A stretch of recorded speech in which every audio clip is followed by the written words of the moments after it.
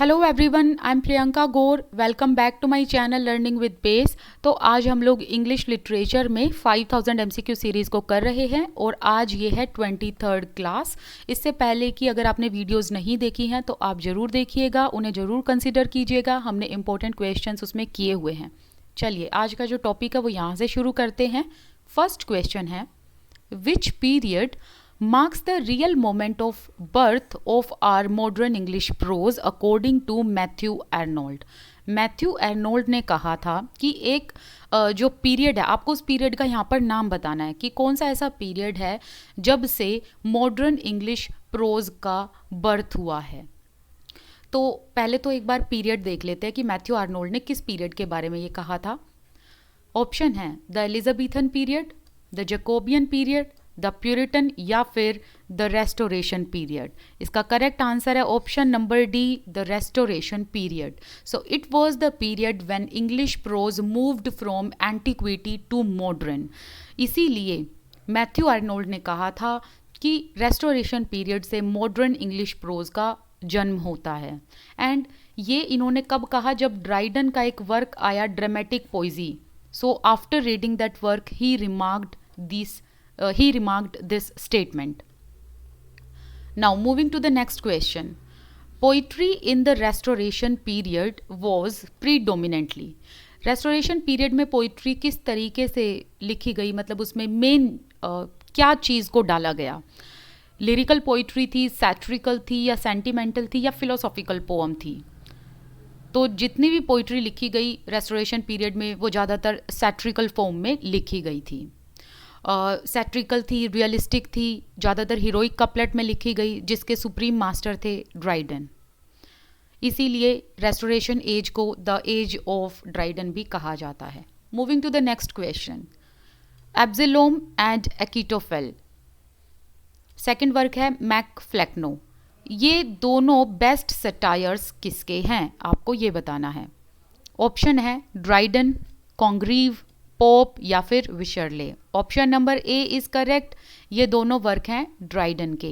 दोनों ही वर्क की इंडिविजुअली बात कर लेते हैं।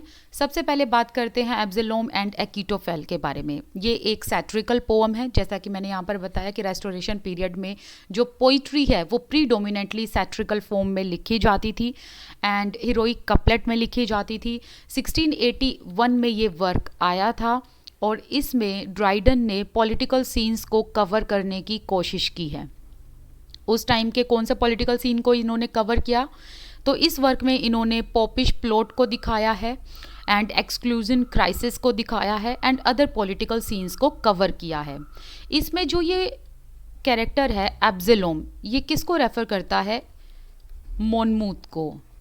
एंड एकिटोफेल किसको रेफर करता है? शेफ्ट्सबरी को। ठीक है। और इसमें एक और कैरेक्टर है दैट इज डेविड। वो किसको रिप्रेजेंट करते हैं? चार्ल्स सेकंड को। ठीक है। चलिए अब जो नेक्स्ट वर्क है मैक फ्लेक्नो, इसके बारे में बात करते हैं।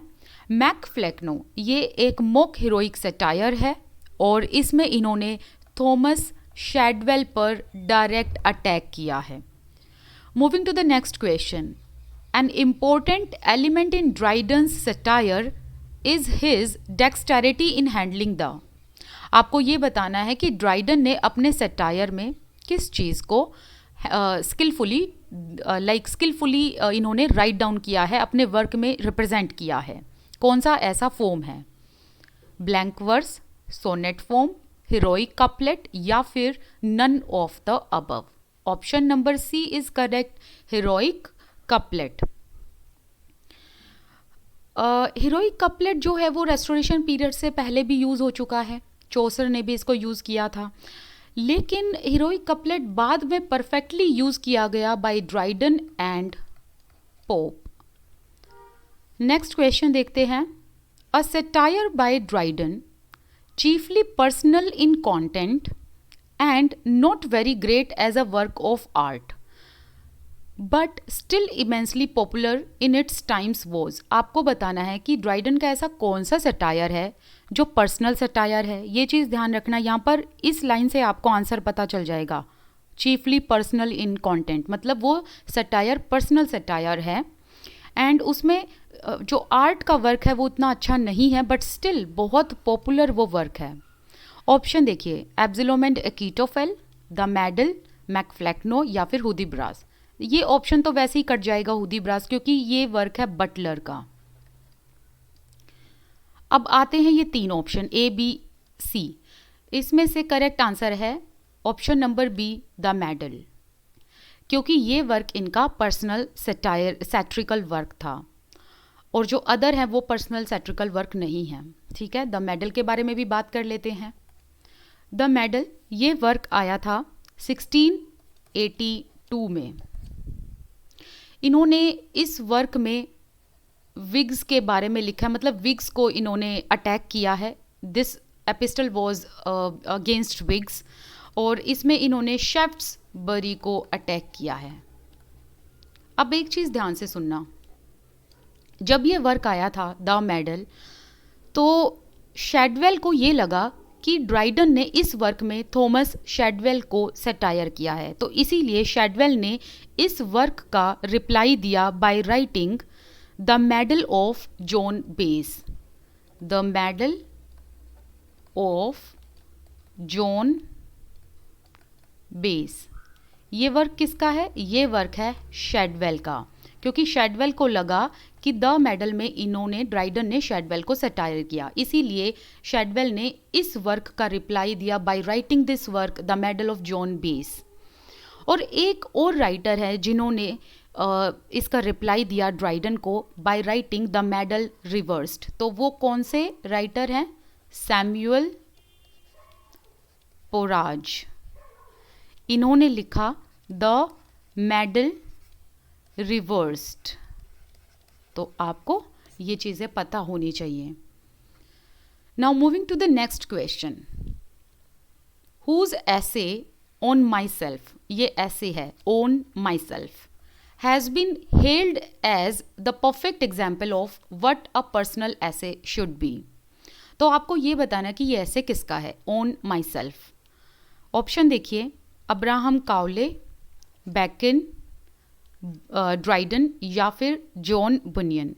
ये वर्क है अब्राहम काउले का।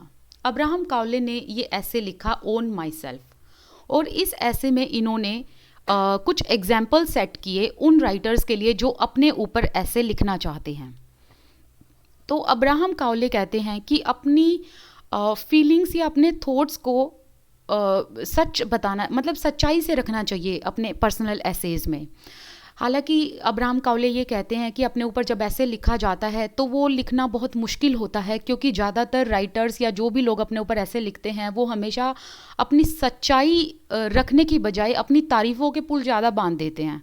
तो अब्राहम काउले का ये कहना है कि सच लिखना चाहिए। तो इस तरीके से ये जो है इन्होंने पर्सनल ऐसे लिखा है ऑन माई सेल्फ, और इसीलिए कहा गया है कि ये जो ऐसे है this set the perfect example of what a personal essay should be, मतलब अपनी कमियां भी लिखनी चाहिए।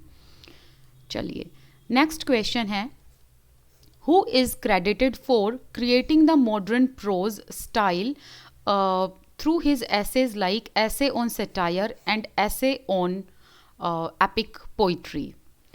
आपको ये बताना है कि ये वर्क किसके हैं, ये ऐसेज किसके हैं, ऐसे ऑन सटायर, ऐसे ऑन एपिक पोइट्री। ऑप्शन है बैकन, बुनियन, ड्राइडन या फिर काउले। तो इसका करेक्ट आंसर है ऑप्शन नंबर सी, ये दोनों ही वर्क किसके हैं, ये दोनों ही वर्क ड्राइडन के हैं। इसके बारे में भी हम इंडिविजुअल बात कर लेते हैं दोनों ही वर्क के बारे में। ओके, मैं यहाँ पर आपको एक चीज़ बताना भूल गई प्रीवियस क्वेश्चन में। यहाँ पर ऑन माई सेल्फ में अब्राहम काउले ने ये भी बताया है कि ये अपनी खुद की कंपनी को कितना इंजॉय करते हैं, अकेले रहना इनको ज़्यादा पसंद है, और ये कहते हैं कि हमारे दोस्त भी वैसे ही होने चाहिए जिनकी हमारे साथ थिंकिंग मैच करती हो।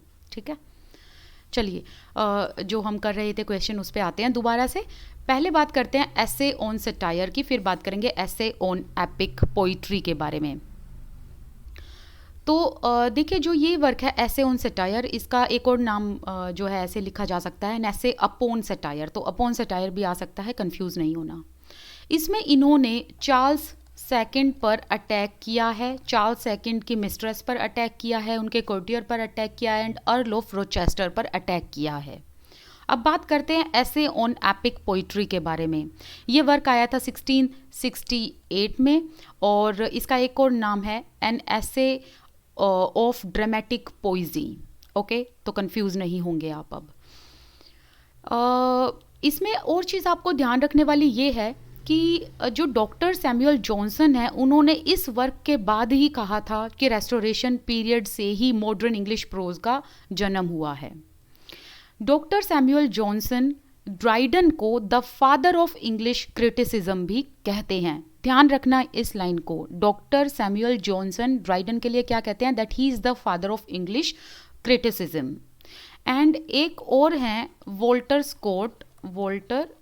स्कॉट जो ये जॉन ड्राइडन के लिए कहते हैं ग्लोरियस जॉन। फाइन, ये चीज़ आप ध्यान रखेंगे। चलिए नेक्स्ट क्वेश्चन देख लेते हैं। Grace abounding is the autobiography of. Grace abounding किसका वर्क है, आपको ये बताना है और ये एक ऑटोबायोग्राफिकल वर्क है। ऑप्शन देखिए, Jeremy Collier, Abraham Cowley, John Milton, John Bunyan. इसका करेक्ट आंसर है option number D, John Bunyan. ये एक ऑटोबायोग्राफिकल वर्क है। जॉन बुनियन ने ना एक नॉन कन्फर्मिस्ट रिलीजियस एक्टिविटी में पार्टिसिपेट किया था और इसीलिए इनको 12 ईयर का इम्प्रिजनमेंट हुआ था और 12 ईयर के इम्प्रिजनमेंट में इन्होंने फर्स्ट ईयर पर ही ये वर्क लिखा था, मतलब पहले साल में ये वर्क लिख डाला था, जिसे पब्लिश कराया था इन्होंने 1666 में। Now moving to the next question. Who set a new trend in literary criticism through his work Examen of the Silent Women? Work का नाम ध्यान रखना, Examen of the Silent Women। Confusion में मत रहना क्योंकि एक द साइलेंट वुमेन करके भी वर्क है, वो वर्क है बेन जॉनसन का, लेकिन ये पूरा टाइटल देखिए examine of the silent women है। ये वर्क किसका है आपको ये बताना है, मिल्टन, बुनियन, ड्राइडन या फिर बैकन। ये वर्क है जॉन ड्राइडन का। नेक्स्ट क्वेश्चन देख लेते हैं। Dryden emphasized 3 virtues for which the poet should arouse admiration. Which of the following is not one of them? आपको ये बताना है कि जो ड्राइडन है ना, उन्होंने 3 virtues दिए through which he says that poet should arouse admiration. तो उन वर्चूज में से कौन सा वर्चू इन्होंने नहीं दिया है? ऑप्शन देखिए, valour, justice, duty, love. Answer है इसका ऑप्शन नंबर बी, जस्टिस। ना तो इन्होंने जस्टिस, ना पिटी, ना फिर फियर, इन तीनों ही चीज़ों की इन्होंने बात नहीं की है। ये कहते हैं valour, duty and love, through these poet should arouse admiration. Moving to the next question. What does Dryden mean by the term concernment? ये टर्म इन्होंने किस वर्क में दी? ड्रामेटिक पोइजी में दी थी। इस टर्म का मतलब क्या है कंसर्नमेंट? ऑप्शन देखिए, ड्यूटी, सैनिटी, कंपैशन या फिर infatuation. Option number C is correct, compassion. Next question है, Dryden's all for love is a transitional play showing the features of both. ये जो ऑल फॉर लव है ये एक ट्रांजिशनल प्ले है, इसमें 2 फीचर्स हैं, एक तो हीरोइक प्ले एंड दूसरा कौन सा है वो आपको बताना है। ऑप्शन देखिए, sentimental tragedy, sentimental comedy, restoration comedy, comedy of humours. इसका करेक्ट आंसर है सेंटिमेंटल ट्रेजेडी, जिसे शी ट्रेजेडी भी कहा जाता है।